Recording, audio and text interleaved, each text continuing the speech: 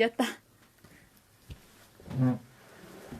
Hola, me reí bastante con algunos, eché de menos a otros también en estos videos locos. Video loco, ¿no? Un programa antiguo, video loco, pero qué bien los pude ver, qué bien los pude observar. ¿Cuánto hay? Uno. Uno, la Piti. Espero que mientras voy a hablar un poquito, rellenar un poquito mientras los demás lleguen. Gracias a Dios por todo, gracias a Dios por Luis, gracias a Dios por los que grabaron su video, sus saludos. Queríamos verlo, queríamos hacer algo diferente esta noche. Queríamos que fuera diferente para todos. Yo sé que algunos están poco a poco volviendo a integrar a la página. Creo que hay 3 todavía recién. 7. 8. Qué bueno, 8 ahora. Qué bueno, qué bueno. Habían 23, que vuelvan todos, porque ahora viene la palabra. Significa que ahora viene la menudencia. Estamos en un tiempo de reflexión. Espérame. Espérate más. ¿Se cayó? No, ahora sí. Estaban llegando mensajes y sonaba. Ah, ya. Estaba en un tiempo de reflexión. Mi hija me está arreglando la cámara un poco, por eso me quedé un rato callado. ¿Sabe lo maravilloso de esto? Es que uno de repente se pone a pensar en todas las cosas que están pasando, pero se pone a pensar en esto, lo que nos está pasando a nosotros. No sé si ustedes dimensionan lo que está sucediendo. Coyhaique está a 1900, casi 2000 kilómetros de Santiago, de donde nosotros nos encontramos. Y de allá nos escuchan. Lautaro debe estar a 600 kilómetros más o menos de nuestra zona, también nos escucha. Peñalolén, Ñuñoa, Peñaflor, Santiago Centro, Maipú, La Florida. Hay diferentes lugares que nos están viendo. Es increíble que en un solo momento puede haber muchas personas escuchando lo que yo estoy diciendo o lo que otros dicen y nosotros también escuchamos. Y hace un tiempo atrás, esto era algo de locos. Hace un par de años atrás el tener esta tecnología, el poder vernos las caras y hablarnos, era fantasía, era ficción. Eran películas de Hollywood prácticamente. Lo increíble es que hoy en día podemos disfrutar de esto. Yo creo que si mi abuelo pudiera salir de la tumba y ver todo lo que está viendo, hoy en día él creo que volvería a la tumba asustado diciendo esto es de brujo. ¿Cómo es posible que podamos vernos al mismo tiempo? ¿Cómo es posible que podamos conversar? ¿Cómo es posible que alguien de tantos kilómetros, como también, por ejemplo, José Pablo no puede escuchar allá desde Francia, tantos kilómetros en Europa, puede escucharnos en un momento? Eso era una profecía bíblica, que muchos por mucho tiempo se burlaron. La ciencia iba a aumentar. Y que el Señor tuviera contacto con todo y que hablara con todo y que el Señor pudiera escuchar todas las oraciones también era algo de brujos en el buen sentido. La gente no creía en esto. Hoy en día no se necesita fe para creer en esto. Creer que podemos ver nosotros la noticia inmediatamente lo que está pasando en China, que es al otro lado del mundo, y ver lo que pasa alrededor del mundo. Esto es pequeño. Vivimos en un mundo que la tecnología ha aumentado. Y eso es maravilloso. Bien, hoy día quiero enseñar algo como reflexión. Y el título que le puse al mensaje es el plan de Dios, el destino del hombre. El plan de Dios, o en el plan de Dios, el destino del hombre. Mi hija anota como título para que después lo puedan ver. En Génesis capítulo 1, versículo 31, si van a sus Biblias, vamos a inmediatamente. ¿Cuántos nos están viendo ya? Hasta la 19. 19, faltaron algunos por ahí. La Patricia saludándote. Ah, De Viña. bien. Señora Patti, saludo. Yo le digo señora por respeto, no puede ser que sea más viejo que usted, pero saludo. Que Dios le bendiga un montón y gracias por escucharnos. También en Viña, ¿ve? Nombro Viña. Saludo, un abrazo y yo sé que algún día usted nos va a visitar también cuando ya podamos juntarnos y espero en Dios que sea así. Y este mensaje también va al consuelo. Quiero enseñar siempre, señora Patti, como hermanos, quiero enseñar siempre una buena noticia. Hoy en día, quiero enseñar esta buena noticia. Pero para llegar a la buena noticia tengo que rodear muchas cosas. En Génesis capítulo 1, versículo 31, dice lo siguiente: y vio Dios todo lo que había hecho, he aquí que era bueno en gran manera. Y fue la tarde y la mañana, el día sexto. Quiero ver la parte A, la primera parte. Y vio Dios todo lo que había hecho, he aquí que era bueno en gran manera. Cuando Dios creó al mundo, Él mismo dijo y dice que todo lo que Él había creado era bueno en gran manera. Pero algo fracturó lo bueno que Dios hizo. Algo dañó lo que Dios creó.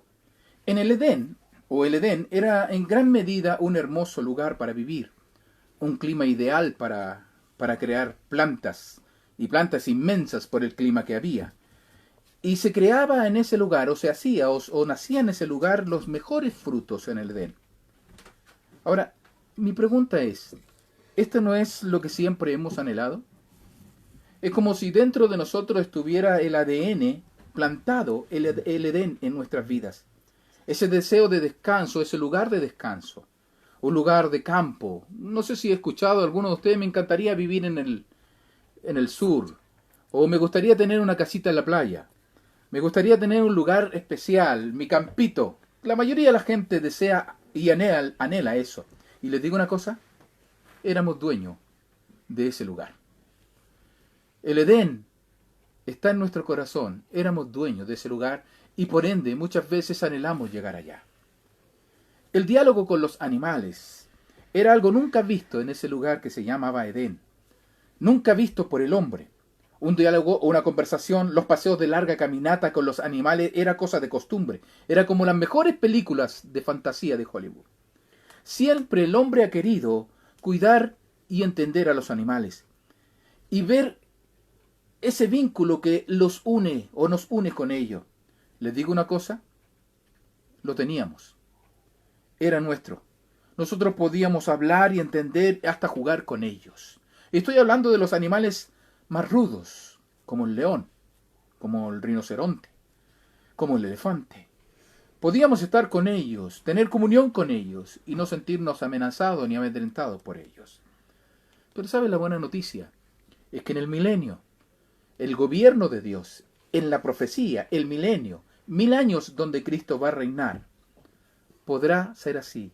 Nuestro bendito Señor Jesucristo va a reinar un día, y ese reino se llama el milenio. Fíjese lo que dice Isaías, si ustedes van conmigo para allá, Isaías capítulo 11, versículo 6, Isaías 11:6. Dice, morará, el lobo con el cordero. ¿Escucharon bien? Y el leopardo con el cabrito se acostará. El becerro y el león y la bestia doméstica andarán juntos, y un niño los pastoreará. ¿A quién va a pastorear? A un lobo, a un cordero, a un león. Y fíjese lo que sigue. La vaca y la osa pasarán, sus crías echarán juntas, y el león como el buey comerá paja. Y el niño de pecho jugará sobre la cueva de la aspid. Estamos hablando de la serpiente. Y el recién nacido destetado extenderá su mano sobre la caverna de la víbora. Fíjense lo que está diciendo. Lo encontramos en Isaías. Va a haber un momento en que el orden original se va a ordenar. El Génesis del principio, donde nosotros podíamos hablar con los animales y entenderlo, en un milenio, en un tiempo futuro no muy lejano, Dios va a volver para gobernar la tierra, la va a limpiar, y dice que van a suceder todas estas cosas.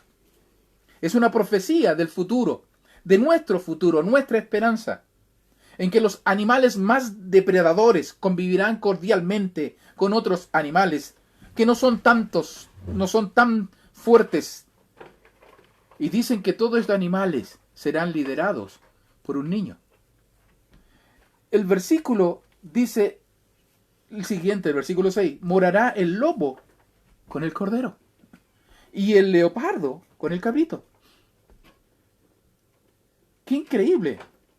Porque en primer lugar nosotros vemos aquí a un animal como el leopardo, un animal fiero, con una imagen muy especial, admirado por muchos, pero también vemos a otro animal como el lobo, que es un depredador, un cazador furtivo, un cazador oportunista, engañoso y traicionero, y estos dos, dice, con el cordero pasarán.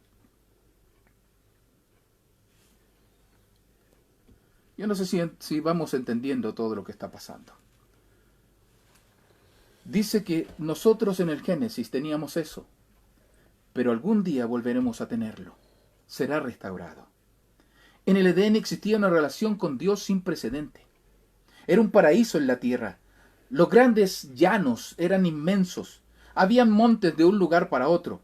El mundo era casi una planicie. En mi humilde opinión, no existían en ese tiempo las cordilleras, ni los continentes. Todo eso se hizo después del diluvio. Para más decir, era todo hermoso, hasta que llegó el momento, el día en que el pecado entró en el mundo. El virus nos condenaría a muerte. Fíjense que entró el virus en el Edén.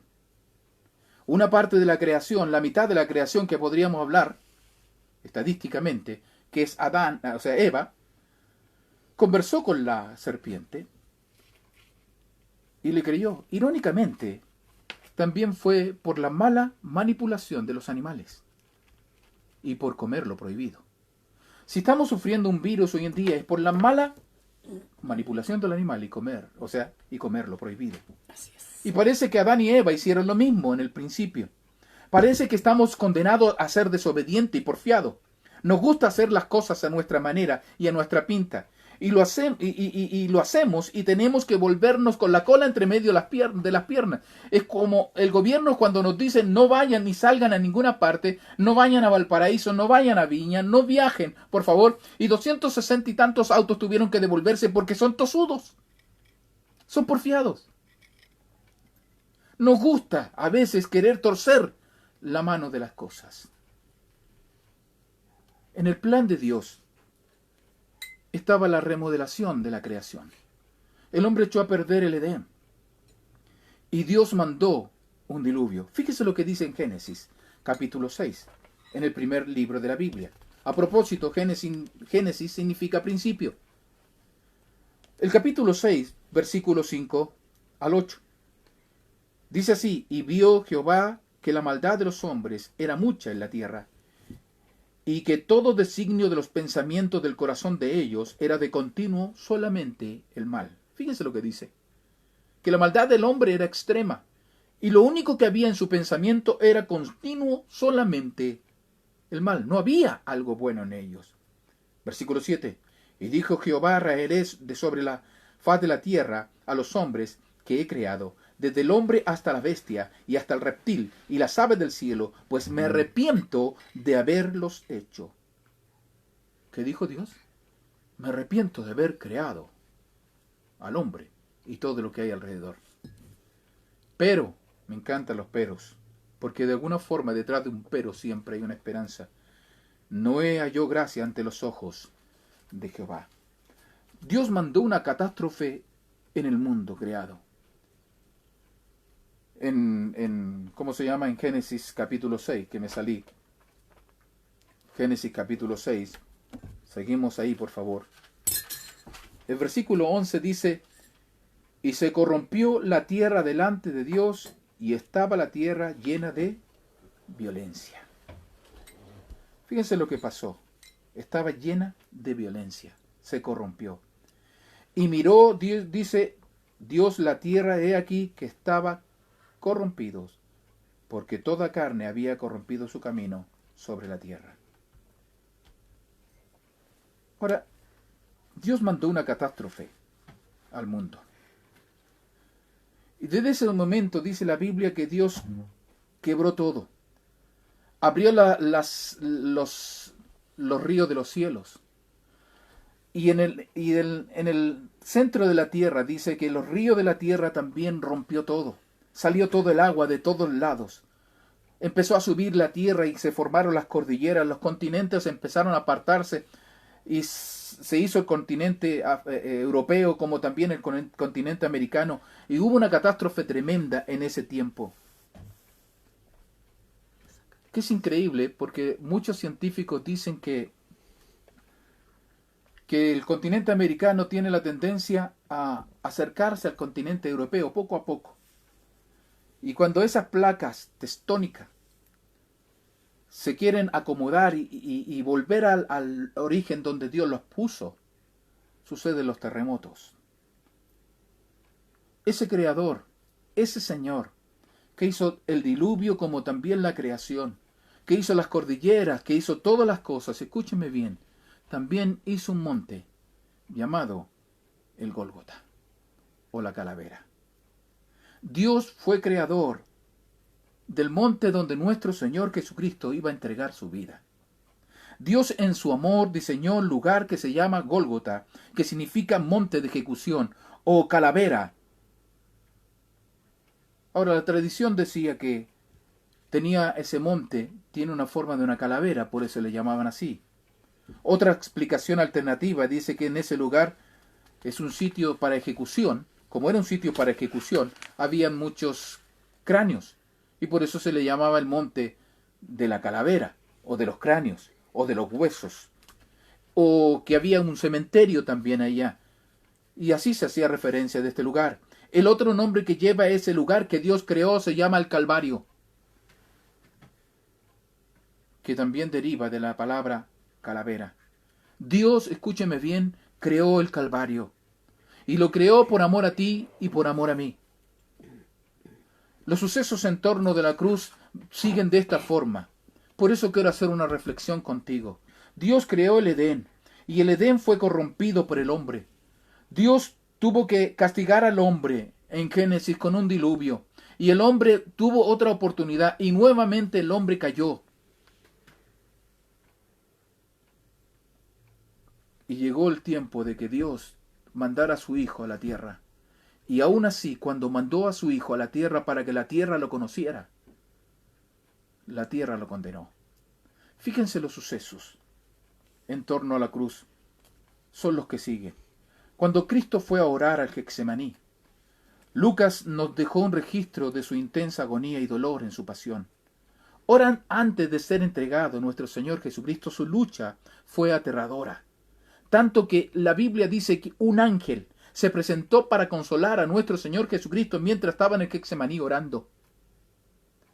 Veamos lo que dice Lucas, capítulo 22.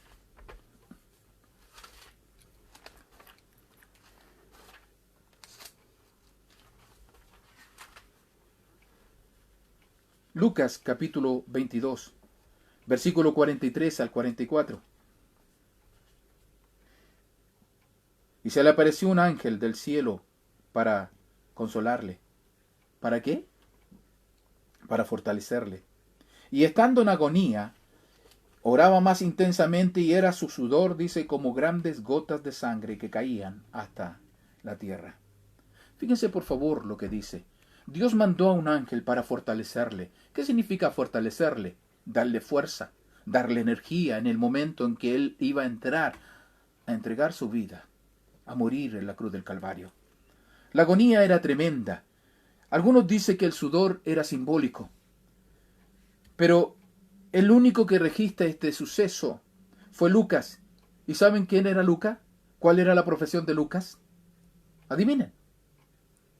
Era médico. Así que un médico nos dice que su sudor eran como grandes gotas de sangre. No era simbólico. Él decía lo que pasó. Este fenómeno se llama hematohidrosis, que significa sudor de sangre. Es una agonía, agotamiento físico acompañado de un trastorno moral. Consecuencia de una emoción profunda. Y fíjense lo que dicen que se llama este sudor de sangre, de un miedo atroz. El pavor y el espanto y el trastorno moral alcanzaron aquí su máximo grado e intenso. Lucas lo llamó así, la agonía. Y estando el versículo 44, ¿en qué? En agonía. A veces nosotros usamos el término para una persona moribunda. ¿Qué decimos? Se está agonizando. Cristo en el Getsemaní cuando oraba dice que estaba ¿cómo? En agonía. Queda notar que esta hemorragia microscópica tiene lugar en toda la piel. Cuando él sudó grandes gotas de sangre, esto quedó lacerado en todo, lesionado en todo su cuerpo, dolido y muy sensible a los golpes. Cuando Cristo sudó grandes gotas, no solamente fue el sudor, sino que en su cuerpo todas sus venas microscópicas se reventaban. Así que cuando su piel tocaba, dolía. Realmente el rostro de nuestro Señor Jesucristo debió presentar la imagen de aniquilamiento.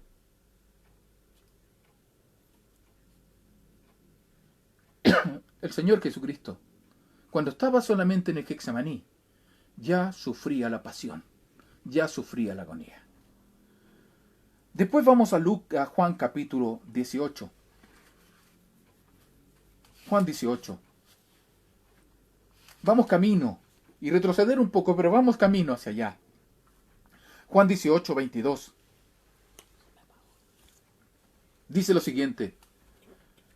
Cuando Jesús hubo dicho esto, uno de los alguaciles que estaba allí le dio una bofetada diciendo, ¿así respondes al sumo sacerdote?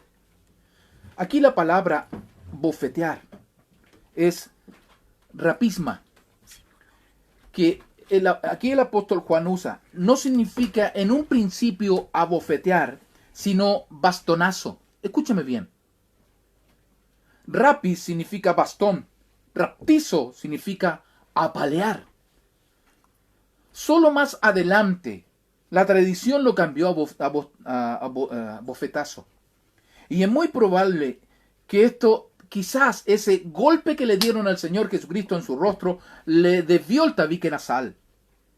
Y aquí es necesario decir que un golpe es capaz de quebrarte y doblarte la nariz, aunque su hueso no fue quebrado.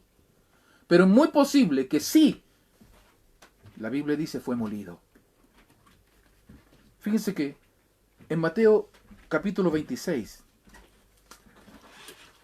versículos 66 al 68. Mateo 26. Del 66 al 68.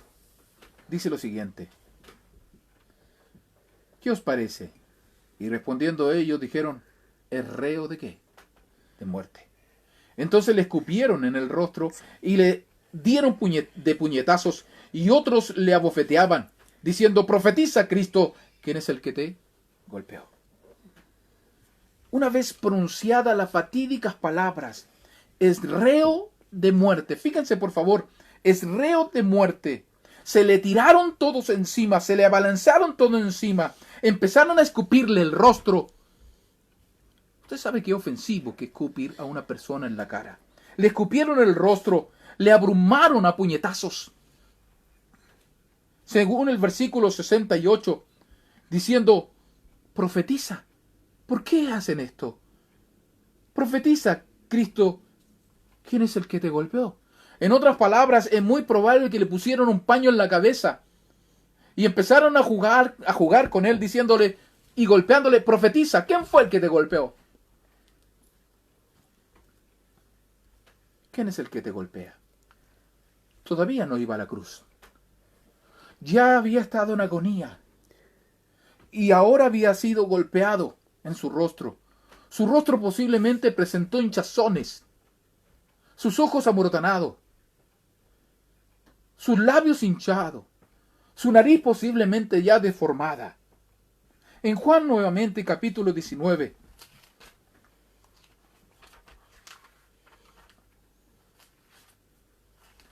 el versículo 2 y 3.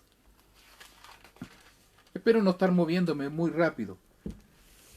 Si ustedes quieren lo pueden anotar y después revisa nuevamente todo esto. En Juan capítulo 19, versículos 2 y 3 dice, y los soldados entretejieron una corona de espina y la pusieron sobre su cabeza y le vistieron con un manto de púrpura y le decían, salve rey de los judíos, y le daban, ¿de qué? ¿Qué le daban? Bofetadas. Por favor, dice que le pusieron una corona de espinas. Le pusieron una corona de espinas. En otros pasajes dice que con un palo en la cabeza le hundían la corona en su sien. Isaías capítulo 50, versículo 6, y esta vez voy a ir más lento para que usted me alcance. Isaías 50. Isaías 50, versículo 6. Esta es una profecía, escúcheme, el libro de Isaías se escribió 700 años antes de este suceso. 700 años antes de que Cristo fuera a la cruz del Calvario. Isaías habló de Cristo. Vuelvo a insistir, 700 años. Y mire lo que dijo. Versículo 6. Di mi cuerpo a los heridores y mis mejillas a los que me mesaban la barba. No escondí mi rostro de injurias y de estupos. Estupos significa escupos. Fíjense por favor que dice, me mesaban la barba. Por eso sabemos que Cristo usaba barba. ¿Qué significaba mesaban? Viene del latín. Significa tirar. Significa tirar con la mano. En otras palabras, cuando Cristo estaba preso y se le abalanzaron encima, dice la Biblia que ellos le tiraban con furia, con rabia, la barba. Y es muy probable que sacaban pedazos de barba de su rostro. ¿Sabe lo que estoy diciendo? Que Isaías, el mismo libro que acabo de leer, dice que su rostro fue desfigurado y su hermosura. Lo golpearon y lo deformaron. El rostro de Cristo fue deformado antes de llegar a la cruz, por las hinchazones de las espinas. Y estos eran soldados romanos. Escúcheme bien, los soldados romanos no hacían caricias. Ellos golpeaban con sendo puño encima de su rostro.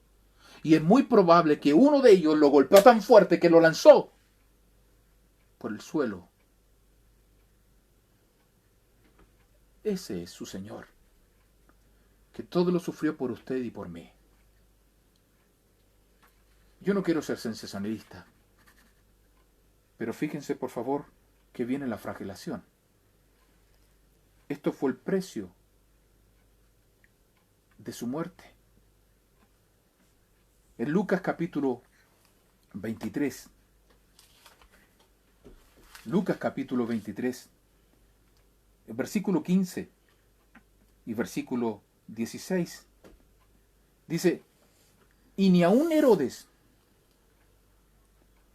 porque os remití a él, he aquí nada digno de muerte ha hecho este hombre. Le soltaré después, le castigaré. Después de castigarle. Fíjese lo que está diciendo. Herodes no pretendía matar a Cristo. Herodes no pretendía condenarlo, pero no estaba en sus manos el no hacerlo o hacerlo. Y versículo 22 del mismo capítulo dice, y le dijo por tercera vez, pues ¿qué mal ha hecho este? Ningún delito digno de muerte he hallado en él. Le castigaré, pues, y le soltaré. ¿Qué dijo? Pilato solo quería azotarlo y después ¿qué? Soltarlo. Veamos lo que dice en Juan capítulo 19, el verso 1. Así que entonces tomó Pilato a Jesús y ¿qué? Le azotó. Esto lo que me llama la atención de los evangelios o de los evangelistas, de los escritores, que los evangelios no son sensacionalistas al describir el flagelo. Solo lo dicen como una aparente apatía. Es como si ellos fueran insensibles y dijeran, bueno, Pilato lo azotó. Y aparentemente quedara así. Les digo una cosa, nuestro Señor Jesucristo recibió más de 120 golpes. Escúcheme, pastor, dice 40, menos 1, 39. Lo que pasa es que estos golpes, les voy a explicar. Estos golpes que le dieron, cubrió casi todo su cuerpo. Su tórax, su abdomen, sus brazos, sus piernas, sin dejar espacio libre, solamente la parte del corazón. El azote que ellos usaban, los romanos, eran compuestos de ramales. Cuando hablo de ramales, tenía 1, 2, 3, 4, 5 o 3 a 5 ramas que salía de uno solo. En cada punta de ella tenía huesos filudos o metal. Así que si fueron 39, cada uno de ellos correspondía a 3 o a 5. Y saben una cosa, les conté antes que la hematohidrosis, me cuesta pronunciar la hematohidrosis, o el sudor de sangre que le había dicho, lo que mencioné. Él había quedado herido en todas partes de su cuerpo. Había tenido una sensibilidad a todos los golpes.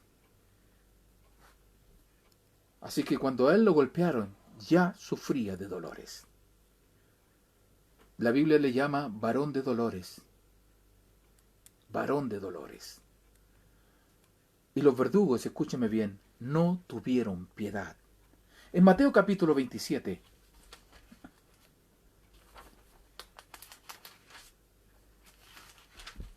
Mateo capítulo 27, el versículo 27 al 28, dice: entonces los soldados del gobernador llevaron a Jesús al pretorio y reunieron alrededor de él a toda la compañía. Escúcheme una cosa. ¿Saben cuánto es la compañía? Bueno, yo hice el servicio militar, estuve 2 años en ello, y una compañía eran 200 hasta 400 hombres. Dice que ellos reunieron a todos estos soldados. Más de 200 soldados alrededor del Señor Jesucristo con él, en el pretorio. ¿Y qué hicieron? Dice, y desnudándolo, le echaron encima un manto de escarlata. Bien. Dejemos aparte ahí.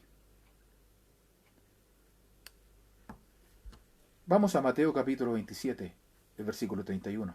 Estamos ahí. Después de haberle escarnecido, le quitaron el manto, le pusieron su vestido y le llevaron para crucificarle.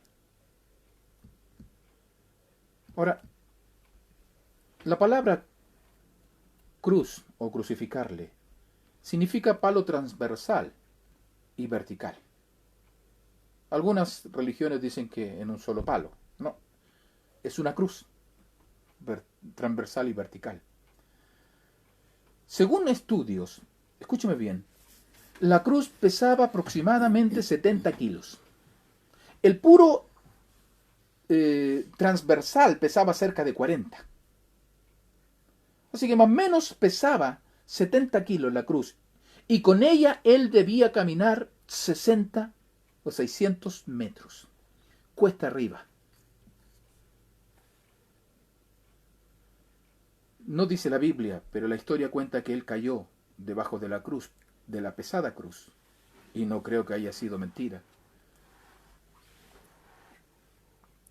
Imagínese todo el peso de la cruz encima de un cuerpo.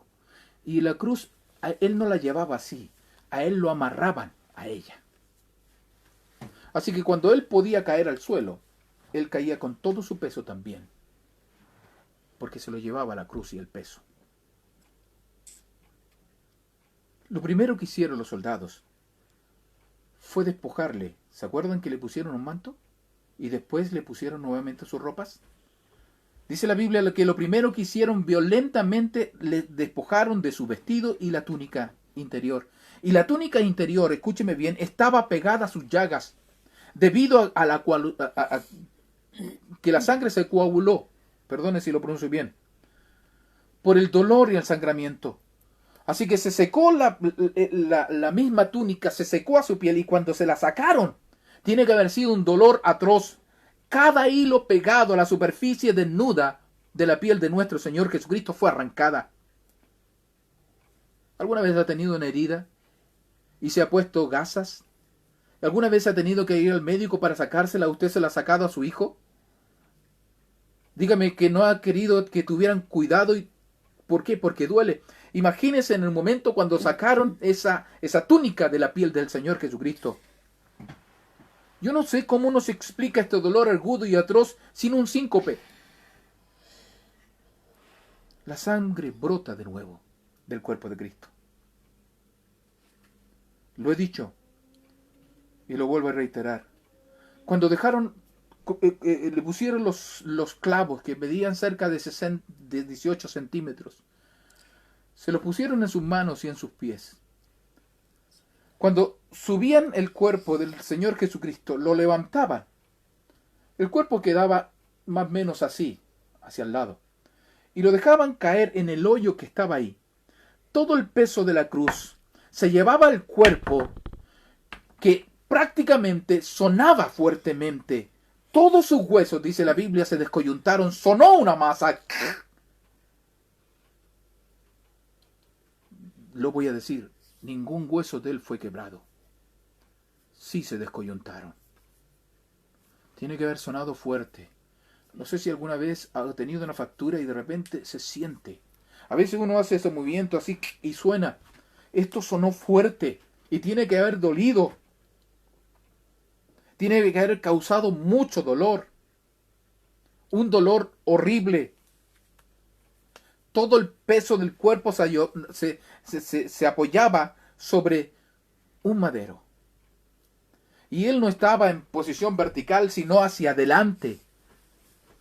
Y eso hacía que era muy costoso poder respirar, llenar los pulmones de aire. Hoy en día, cuando hablamos del virus, el coronavirus, dice que cuesta, es como respirar con una esponja en la nariz. No se puede respirar bien, falta el aire, y tú respiras profundo y aún falta más aire. El Señor Jesucristo colgado en la cruz sufrió el coronavirus en el buen sentido, porque le faltó aire. No podía acomodarse.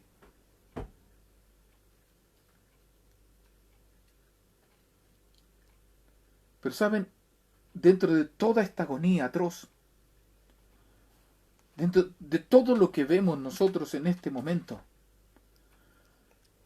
de todo el sufrimiento, de la agonía, desde el Getsemaní, pasó una noche completa siendo golpeado, insultado, sin dormir. En la mañana siendo crucificado. Y mientras estaba colgado en la cruz, él pudo pronunciar 7 frases. Por favor, no espere que él haya predicado en la cruz porque era muy difícil hablar. En Lucas capítulo 23, versículo 34, me llama la atención esta frase.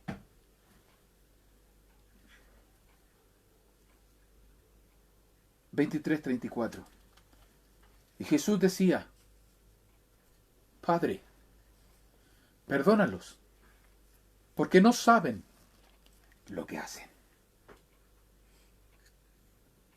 Jesús estaba diciendo: Padre, estos hombres están ignorando lo que está pasando. Así que, Padre, te pido por favor, debido a su ignorancia, perdónalos, porque no saben lo que hacen. A lo largo de los años, escúcheme bien, este suceso a lo largo de los años ya no puede ser ignorado. Ya Dios no va a pasar por alto la ignorancia de los hombres. Hoy en día se ha predicado al Cristo y al Cristo crucificado una y otra vez. Y ya no puede pasar por alto. Tanto es así que en Hechos capítulo 17, versículo 30 al 31, Hechos capítulo 17, versículo 30 al 31.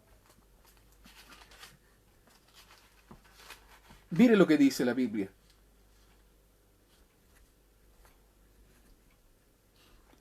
Pero Dios, ¿de quién está hablando? Del Padre, del Creador. Habiendo pasado por alto los tiempos de esta ignorancia. ¿Cuál? Cuando Cristo dijo: Padre, perdónalos, porque no saben, ignorantes. Pasando por alto la ignorancia de ellos, ahora manda a todos los hombres en todo lugar que se arrepientan, por cuanto ha establecido un día en el cual juzgará al mundo con justicia por aquel varón a quien designó, dando fe a todos con haberle levantado de los muertos. ¿Quién es ese varón? Nuestro Señor Jesucristo. Amén. A pesar de todo el abuso que sufrió su cuerpo, Él no pidió: Padre, es tiempo de mandar fuego del cielo, destrúyelos, consúmelos. Es tiempo de tu ira, Padre. Destrúyelo como lo hiciste tú en el diluvio. Y escúcheme bien, vuelvo a recordar el diluvio. ¿Por qué? Porque la Biblia dice, el pasaje que leímos, que a Dios le dolió haber creado al hombre.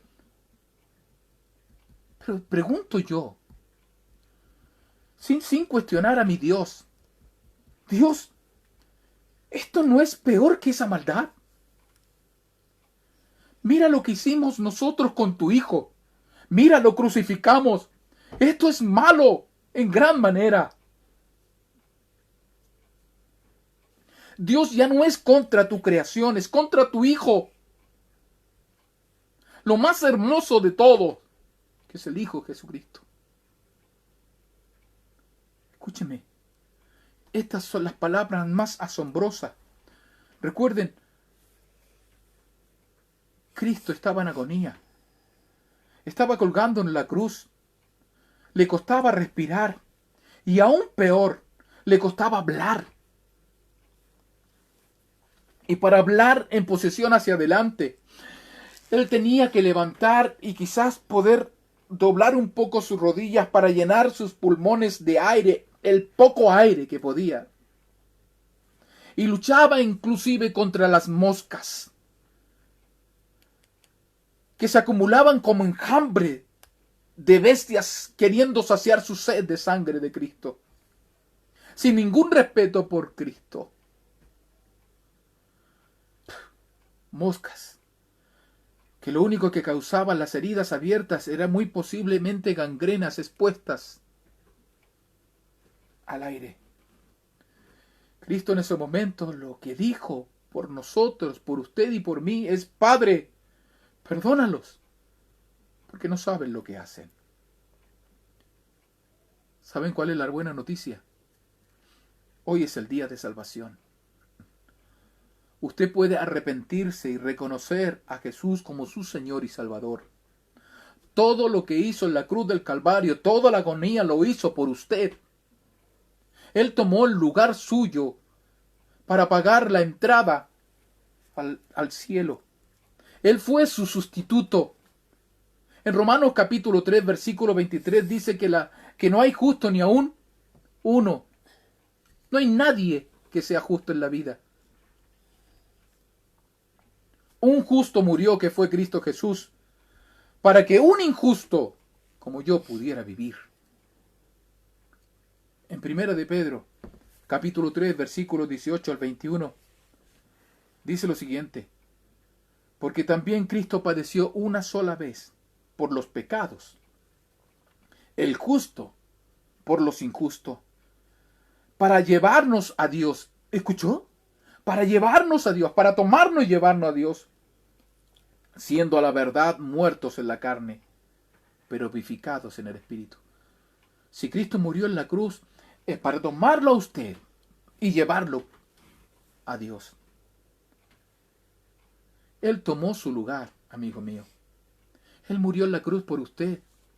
Todo lo que hizo Cristo fue por usted, por amor a usted. Él pagó el precio por mí. Billy Graham es todavía un gran predicador. Fue un predicador en realidad, porque hoy en día está retirado. No sé si ha fallecido o no, pero debe tener como 90 años Billy Graham. Él cuenta una experiencia que él sufrió. Nos dice que cuando conducía, un radar de velocidad detectó que él sobrepasó la velocidad permitida. Así que lo detuvo una patrulla de policía. Lo llevaron ante el juez. El juez, aparte de ser juez en esa localidad, era un barbero. Así que él estaba muy ocupado afeitando a un hombre. Al terminar su trabajo, el juez se dirigió a Graham y rápidamente revisó su caso. ¿Cómo se llama usted?, le preguntó el juez. Él le dijo Graham. Ahora, Usted, don Graham, le dijo, se declara, o ¿cómo se declara usted? Le dijo. Billy le dijo, bueno, yo me declaro culpable. Entonces el juez le dijo, tendrá que pagar $15 de multa. Graham dice que empezó a buscar en su billetera los $15 para pagar la multa. El juez le echó la segunda mirada y le dijo, ¿no es usted Billy Graham, el predicador? Billy Graham levantó la vista y dijo, Señor, detesto tener que decir que sí soy. Ahora, Graham decía con la esperanza de poder colocar otra vez los billetes en la billetera y esto en su bolsillo. Y el juez lo miró y le dijo, tendrá que pagar los $15 de multa. Después de un momento de vacilación, le dijo, ¿sabe qué le diré? Le voy a hacer una cosa, le dijo. El juez a Billy, voy a pagar la multa por usted. El juez de paz extrajo la billetera de su bolsillo, del juez. Sacó los billetes, 10, uno de 10 y otro de 5. Lo metió en el cajón donde guardaban el dinero de las multas y la cerró. Y luego él agregó, usted ha sido una gran bendición para mí y mi familia. Por esa razón quiero hacer esto. El juez, que era justo, pagó la multa del que era injusto. Eso es lo que sucede espiritualmente con nosotros. La ley de Dios ha sido quebrantada. La sentencia ha sido dictada. Muerte física y separación eterna de Dios. La condena tiene que cumplirse.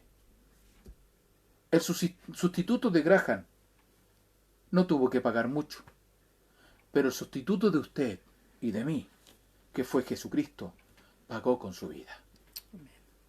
En este tiempo celebramos eso. No celebramos unos conejitos que van a venir a traernos chocolates el domingo.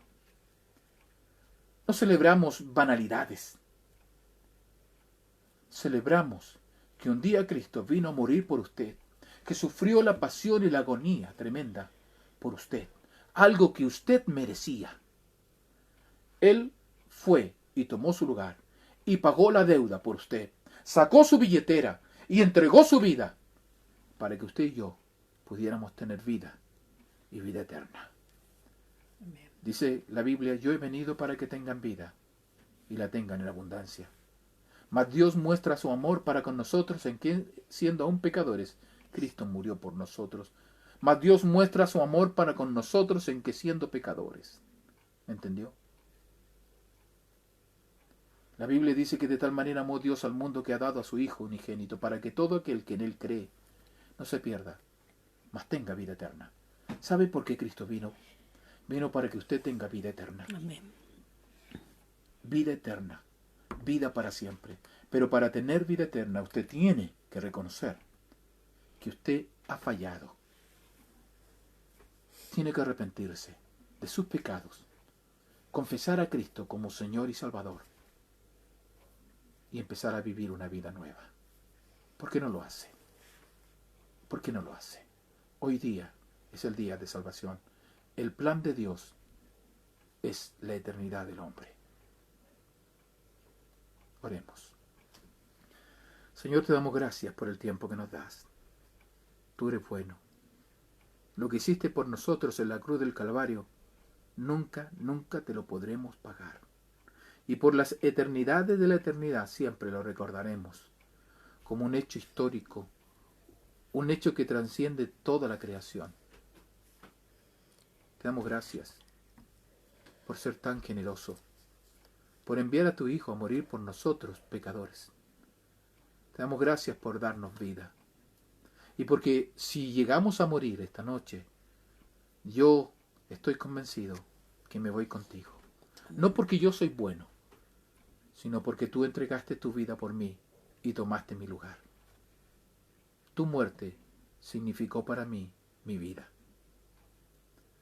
Gracias por comprarla por mí. Gracias, Cordero de Dios, que quita el pecado del mundo. Bendito sea tu nombre. Gracias por la iglesia. Gracias por nuestro tiempo que pasamos juntos. En el nombre de Jesús. Amén. Amén. Bien. Gracias por este tiempo que pasamos juntos. Quisiera pasar más tiempo. Habíamos dicho que a lo mejor íbamos a hacer varias cosas, pero sabemos que la tecnología nos supera a muchos. Nos cuesta a algunos, por ejemplo, conectarnos, desconectarnos, conectarnos, pero gracias porque muchos de ustedes se volvieron a conectar y tuvieron la paciencia de escuchar la música y cantar alabanza al Señor, que se lo merece, se merece Dios eso. No porque Dios ha tenido méritos, sino porque Dios es bueno. Y después de Coyhaique saltamos a Peñaflor, a la casa de Gus y Babita y la Magda, y pudimos reírnos un rato, disfrutar de su rostro, acordarnos, no olvidarnos de ustedes, saber que oramos por ustedes para que nunca falte su fe. Y también damos gracias por la nueva criatura, el nuevo fruto, que a pesar de todas las cosas malas que han pasado, este virus, ¿no es cierto?, como alguien dijo, tan silencioso que no sabemos por dónde va a atacar. Pero tenemos un nuevo hermano, Sergio. Gracias a Dios por ti. Porque eso es una bendición para muchos de nosotros. La recompensa de alguna manera de un predicador, la recompensa de uno que predica, como Gus, como los que enseñamos, o lo que de alguna manera queremos y amamos a Dios, es un alma más.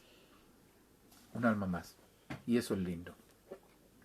Así que si alguno de ustedes hoy día también reconoció a Cristo como Señor y Salvador, sería muy bueno que lo dijera. Yo acepté a Cristo, reconozco a Cristo como el Señor de mi vida. Si alguno no lo había hecho antes, sería bueno que dijera, ¿sabe qué? Yo lo hice. Y lo escribiera porque sería para nosotros grandes bendiciones. Les amo, les quiero ver pronto. Y esto yo sé que viene para largo. No es fácil. Y todos ustedes saben que no es secreto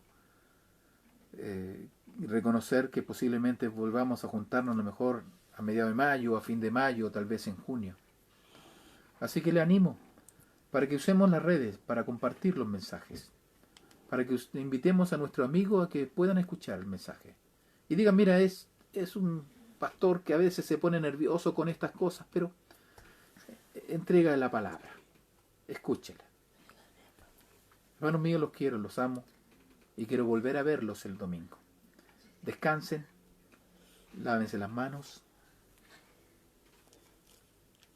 ¿Alguna noticia? Un saludo. Ya, ¿cuál? Ahí Dígalo está. usted. Ahí está, ¿dónde la Babi? Que no nos va a ver el papá. ¿Qué dice? La Babi. A la tía de Catemo que la está viendo. Ah, ya, qué rico. Bien. Y la Patricia. Saludamos a la tía, ¿no es cierto?, de la Babi que nos está viendo de Catemo. Que Dios le bendiga a montones también. Y el mensaje también es para usted. Dios le bendiga. También por Patricia. Y la mamá que la está viendo también. Sí. Mamá de Patricia. Ah, ya, qué bueno. O la mamá de la Babi. No, la mamá de Patricia que la está viendo. También, qué bueno. Qué ¿Es la bueno. misma? Compartan con otros. No. Compartan con todos. Estos son buenas nuevas, son buenas noticias. Nosotros no estamos predicando un juicio para la gente, le estamos enseñando las buenas nuevas. Y buenas nuevas significa algo. Algo para recordar, algo para amar, algo para atesorar. Así que compartan con sus amigos. Le agradezco por todo. Que Dios les bendiga, como les dije, y esperamos volver a vernos el domingo a las 11 de la mañana. No falten. Conéctense, levántense tempranito. Si va con pijama a escuchar el mensaje, lávese la carita. ¿Ya? Lávese bien las manos, como dije antes. Trate de no salir. Cuídense ustedes. Y algún día, si Dios lo quiere, si no nos vemos en el templo, nos vemos en la presencia del Señor. Los quiero. Que Dios les bendiga. Chao. Chao.